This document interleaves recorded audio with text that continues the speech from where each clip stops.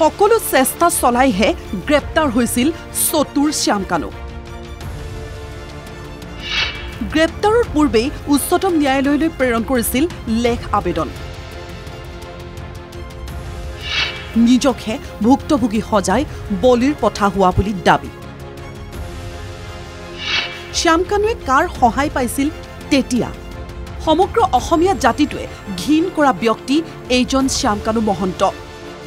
জুবিন নামৰ সেই হত্যাটোক শেষ কৰাৰ আঁৰত ৰাইজৰ আদালতত কালপ্ৰিট হিচাপে চিনাক্ত হৈছে এইজন শ্যাম কানু মহন্ত।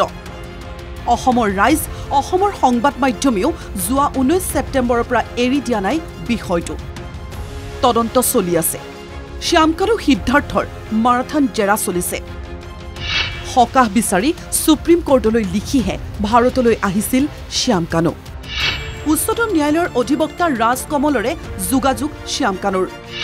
29 ছেপ্টেম্বৰত চহী কৰিছিল আবেদনত। সংবাদ মাধ্যমে শ্যাম কানুক দোষী সজোৱা বুলি উল্লেখ আবেদনত। একাংশ লোকে মাৰিম কাটিম বুলি দিয়া ভাবুকিৰ কথাও লিখিলে লেখ আবেদনত। ভয়ৰ সেই পৰিৱেশ হোৱাৰ বাবে জুবিন গাৰ্গক শেষ বিদায় জনোৱাৰ পৰাও বঞ্চিত হ'বলগীয়া হৈছিল শ্যাম কানু। হাজাৰ হাজাৰ মেছেজ, মেছেজ গৈছিল শ্যাম কানুলৈ। ভাবুকি ভৰা মেছেজ, ইমেইল। সেয়ে শ্যাম কানুৱে অসমত ন্যায় নাপাব বুলি ভাবিছিল। তদন্তৰ পূৰ্বেই অসমৰ বিষয়াই ক্ষতিকাৰক আৰু অপমানসূচক মন্তব্য কৰা বুলিও উল্লেখ কৰিলে শ্যাম কানু মহন্তৰ অধিবক্তাই। ছিংগাপুৰৰ তদন্তকাৰী কৰ্তৃপক্ষই শ্যাম কানুক অভিযুক্ত কৰা নাই, সন্দেহ কৰা নাই, সাক্ষী হিচাপেও গ্ৰহণ কৰা নাই। কোনো ফাউল প্লে তেওঁলোকে আৱিষ্কাৰ কৰা নাই।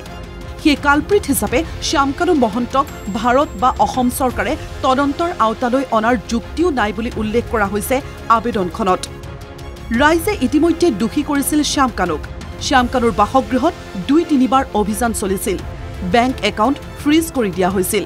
জুবিনৰ মৃত্যুৰ ঘটনাৰে কোনো প্ৰকাৰে শ্যাম কানু মহন্ত জড়িত নহয় বুলি দাবী কৰা হৈছে।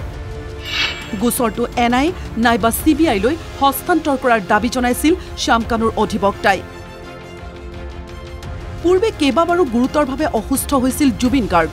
ডিব্ৰুগড়তো এবাৰ অসুস্থ হৈছিল, সেই কথাও উল্লেখ কৰা হৈছে।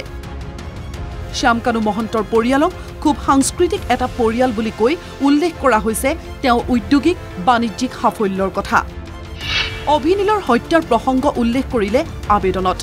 আন কেইবাটাও দলবদ্ধ আক্ৰমণৰ ঘটনাৰ কথা উল্লেখ। জুবিন গাৰ্গ কেৱল নৰ্থ ইষ্ট ফেষ্টিভেলৰ বাবেই ছিংগাপুৰলৈ যোৱা নাছিল, অৱসৰ বিনোদনৰ বাবেও গৈছিল। এনে বহু কথা উল্লেখ কৰি নিজকে নিৰ্দোষী সজাবলৈ উচ্চতম ন্যায়ালয়ত আবেদন কৰিছিল শ্যাম কানু মহন্তই। সেই তথ্য এতিয়া পোহৰলৈ আহিছে। মিডিয়াকে দুখ জাপি দিলে শ্যাম কানুৱে। আৰু এটা কৈছে যে অসমত যিটো মিডিয়া আছে, মিডিয়াই যি ধৰণে মানুহক উচতনি দিছে বা যি ধৰণে তেওঁলোকে নেৰেটিভ কৰিছে বা যি ধৰণে তেওঁক অলৰেডি দোষী সাব্যস্ত কৰি দিছে বা আজি অল আছাম লয়াৰ্ছ এছ'চিয়েশ্যনে তেওঁক যি ধৰণে কোনো ধৰণৰ অধিবক্তা মানে ল'বলৈ কেছটো ল'বলৈ বাধা কৰিছে, সেই গতিকে তেওঁ কৈছে যে এখন নিউট্ৰেল ষ্টেটত বা য'ত মানে এখন তেওঁ ফেয়াৰ ট্ৰায়েল পাব পাৰে তেনেকুৱা এখন ষ্টেটলৈ কিন্তু এইটো ট্ৰেন্সফাৰ কৰিবৰ কাৰণে তেওঁ প্ৰেয়াৰটো এই আবেদনখনত দাখিল কৰিছে। শ্যাম কানুৰ এই চেষ্টা ব্যৰ্থ কৰিবলৈ সাজু হৈছে এজাহাৰকাৰী দল, জনালে জ্যেষ্ঠ অধিবক্তা নেকিবুজ্জামানে। ক'লে তদন্ত নিখুঁত হ'লে সকলো ওলাই পৰিব। ৰাইজৰ যিটো জোৰদাৰ গতি চলিছে আৰু মই গম পাইছোঁ যে এই গোচৰটোৰ বিৰুদ্ধে এগ্ৰিভ পাৰ্টি, বিপৰীত পাৰ্টি অৰ্থাৎ যিসকলে FIR দিছে, FIR দিয়াৰ পিছত কোনো মানুহে দিল্লীলৈ যাবলৈ ইতিমধ্যে প্ৰস্তুতি চলাইছে ইয়াক বিৰোধিতা কৰিবলৈ। সেইটো কিন্তু ইতিমধ্যে ৰাইজৰ পিনৰ পৰা কিন্তু খুব সম্পৰ্কত আপোনালোকে গম পাব, মই নামটো ক'ব বিচৰা নাই এতিয়া। তেখেতসকলে ইতিমধ্যে এইটো সিদ্ধান্ত লৈছে যে তেওঁলোকে আজি বৰ্তমান যাব নে আজি গ'ল, তেওঁলোকে সুপ্ৰিম কোৰ্টত মাননীয় উচ্চতম ন্যায়ালয়ত অধিবক্তাও ঠিক কৰা আছে তেওঁলোকৰ, উচ্চতম ন্যায়ালয়ত গৈ তেওঁলোকে ইয়াক বিৰোধিতা কৰিব।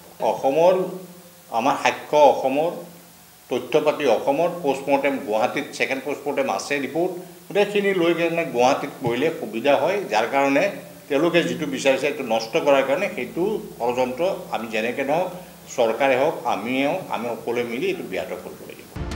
সকলোৱে বিচাৰিছে জুবিন গাৰ্গৰ মৃত্যুৰ তদন্ত ত্ৰুটিহীন হওক শাস্তি পাওক দোষীয়ে কঠোৰ শাস্তি ব্যুৰ' ৰিপৰ্ট NKTV+।